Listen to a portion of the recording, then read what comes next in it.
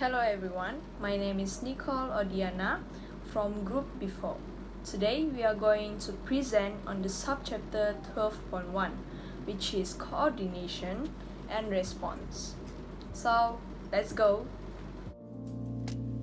Alright, for the introduction, we need to know what is the meaning of sensitivity and stimulus.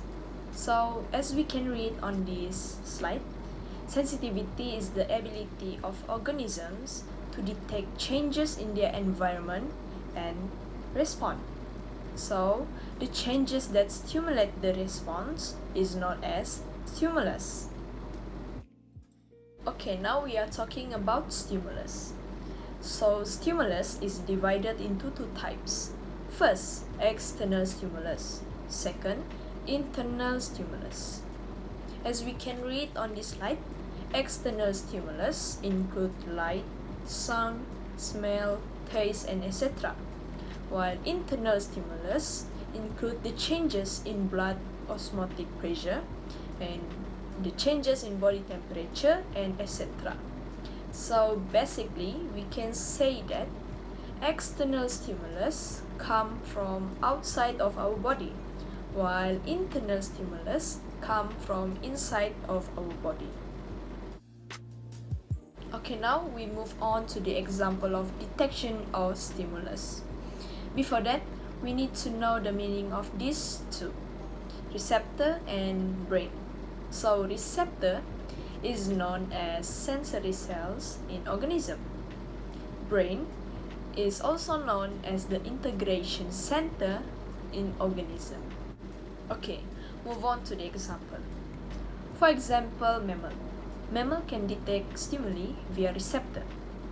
When a receptor detects a stimulus such as sound or maybe light, the stimulus is converted into nerve impulses. Then, the nerve impulses are sent to the brain through nerve cells, or we can also say that as neurons. Then, the brain, as the integration center in our body, in that mammal's body, translate nerve impulses and coordinates an appropriate response. So that's how stimulus is detected, and then at the end, response is coordinated by brain. Talking about appropriate response that is coordinated by brain just now, dear friends, we should know what is the meaning of response.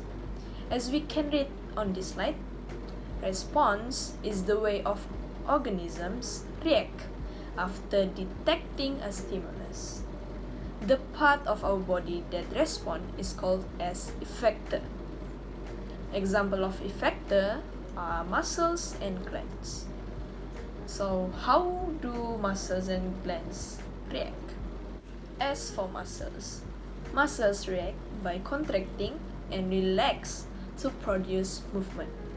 So dear friends, now we know what is the meaning of response and effector. Okay, we have talked about receptor and effector just now. So here, what is going to happen when receptor and effector work together? As we can read on this slide, when receptor and effector work together, it will bring suitable changes depending on the stimulus detected. So basically, we can understand that an appropriate response can be produced when receptor and effector work together. Alright, now we are going to talk about coordination. My dear friends, you must be wondering by what is the meaning of coordination. Alright, as we can read on this slide, coordination is the stimuli detection process by receptors that ends in appropriate responses by effector. So, we can understand that coordination occurs when stimuli is detected by receptor, and then at the end of the process, an appropriate response is produced by effector, that is coordination. Coordination is important as coordination ensures overall activities and systems of an organism to function and are synchronized. In easy words for synchronize is our body can operate at the same time and at the same rate. So now, dear friends, we know what is the importance of coordination.